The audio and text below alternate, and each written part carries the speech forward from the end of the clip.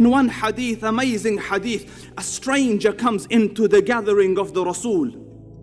رجل شديد بياض الثياب شديد سواد الشعر لم يرى عليه أثر السفر ولم يعرفه منا أحد. A man exclusively white, dark hair, no spot or sign of fatigue and travel. None of us know him. Mysterious man. He has come into the gathering of the Rasul, and he sits with his knees touching the knees of the Prophet, and then he says, Ya Muhammad sallallahu ala Muhammad, akhbirni anil Islam. Tell me about Islam. So the Prophet answered, and when the Prophet finished, the man said, Sadaqt. You spoke the truth. So the ashab says, we are astonished. He asks and confirms, as though he knows the answer, so why are you asking? And then he says, فَأَخْبِرْنِي عَنِ الْإِيمَانِ. Tell me, O Muhammad, about Iman. The Rasul explained. And he says, Sadaqt. True.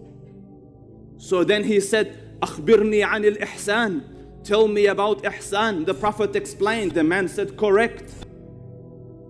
And then he asks, فَأَخْبِرْنِي عَنِ السَّاعَةِ. Tell me, O Muhammad, about the hour. So he said, مَا الْمَسْئُولُ عَنْهَا بِأَعْلَمَ مِنَ السَّائِلِ. The one you're asking doesn't know more than the one who was asking. The asked doesn't know more than the one asking. So then he says, فَأَخْبِرْنِي عَنْ أَمَارَاتِهَا. Tell me its signs, أي علاماتها. So he says, and listen to the one who doesn't speak of his own desires. أن تلد الأمة ربتها. When a lady gives birth to her master. When a female servant gives birth to her master. And you want to see your masters today, look at your children. You live for them. Mobile phone, mom, حاضر. This على رأسي وعيني. And you do something wrong, خلاص, not speaking to you for today, mom. أمت ربتها. You have given birth to your masters. The Prophet said it, for it was unheard of then. They lived in servitude of their parents. When a woman is giving birth to her own master. Now, when in the world could you imagine it could happen that children are treating their own parents like slaves? Yet, I was just in New York a few weeks ago at our new studios there, and I was amazed at the way the youth treat their parents. And then it hit me, that describes exactly.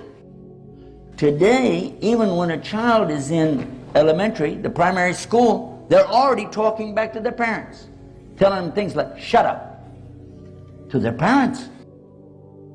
What are you going to do about it? You can't make me. This attitude. And then as they get older, as teens, get out of my face. And disappear. Don't come back for a couple days. And when they do come back, bad attitude. And then when they're maybe at the age of college or something like that, and I heard one say, I'm 18 years old now. I've had it with you. I've put up with you all my life. This is a child talking to the mother? I've had it with you? Who carried the child inside of her? Who's the one that gave birth in pain after pain after pain? Who's the one that nursed that child from her own breast? Who is the one that taught the child to walk and talk, to have what we call the mother tongue, coming from the mother, teaching the child how to speak? And let's don't even get into the changing the diapers and staying up all night long. That sounds like slavery to me. What do you think?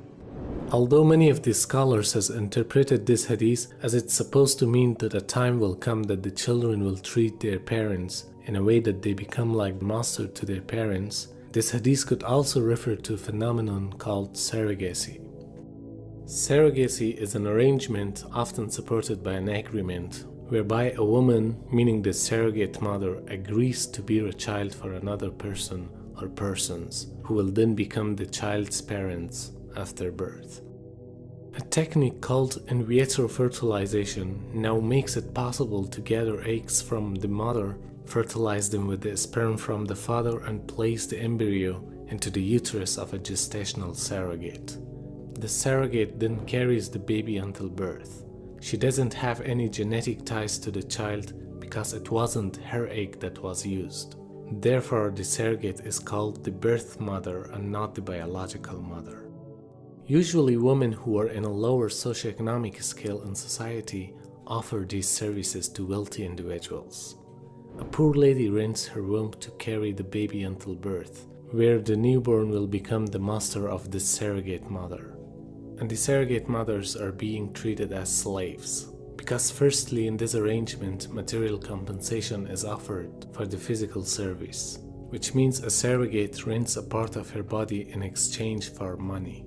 And secondly, in this arrangement, a deep personal or emotional relationship is not required for the transaction to be completed.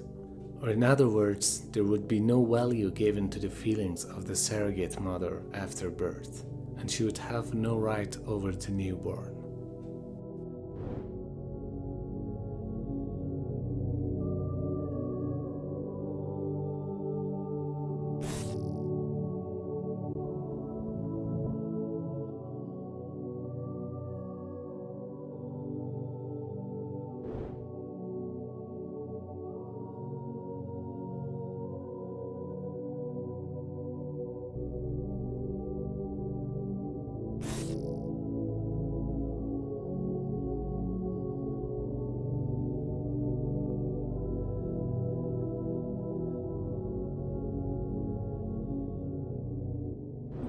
And then the second sign, and Subhan al-Khaliq, وأن ترى حفاة عراة عالة رعاء الشاء يتطاولون في البنيان. When you see the barely clothed, like they don't have good clothing, not adequate clothing, barefooted, destitute shepherds and goat herders competing in the heights of buildings. So I researched who is competing in the heights of buildings. Subhan al-Khaliq.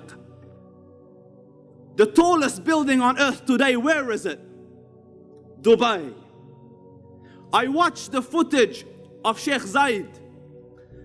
You know, ordinary simple clothing, he's wrestling with one of his workers. An ordinary shepherd, the oil camp, Pujuh, skyrocketed, and now the tallest building on earth is in their country. When the barefooted destitute will compete in the heights of buildings. So I said maybe coincidence.